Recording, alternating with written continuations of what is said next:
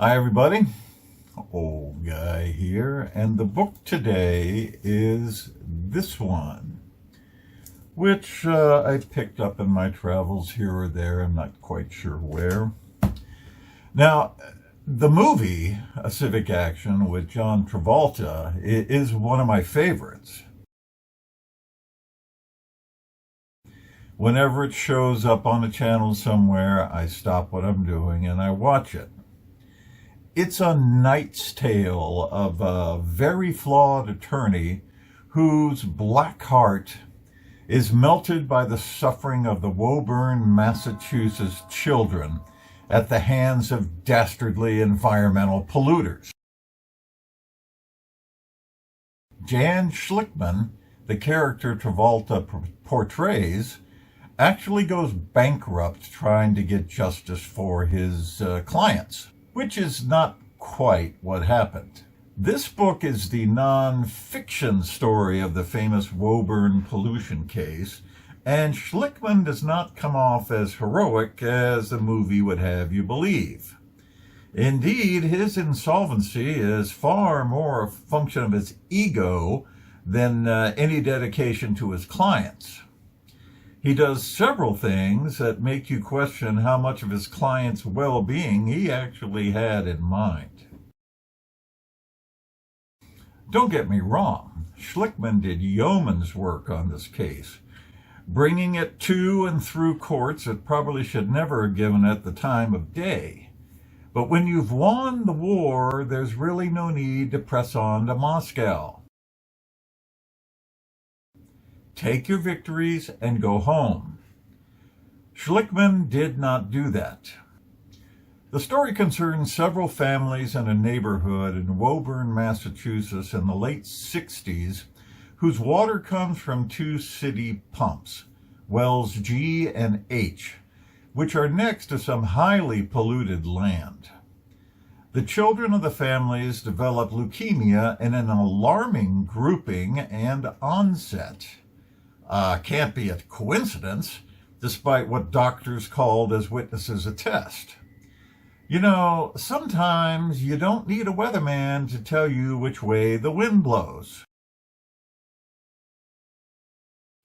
Children and some adults are all dying of the same type of leukemia, and the water they drink has high levels of various carcinogens used in the tannery located right next door. You see that wind blowing by? Well, apparently the justice system can't, and you will be amazed at how much the judge overseeing the case does everything he possibly can to sabotage Schlickman's presentations. Even writing a series of absolutely incomprehensible proofs for the jury to reach. It will make your blood boil. But should we be surprised? Some point in decades past, the U.S. justice system ceased to be that and became more enamored of itself than its purposes and functions. Judges and lawyers and juries are more interested in what novel and adroit interpretation some practitioner could make of some obscure and often irrelevant rule or statute, rather than redressing the wronged parties. It's like the victims were there only so lawyers could perform and out-impress each other with their subtle takes. And judges, who are supposed to ride herd on this circus, are in the center ring. It is tragedy pretending to be comedy.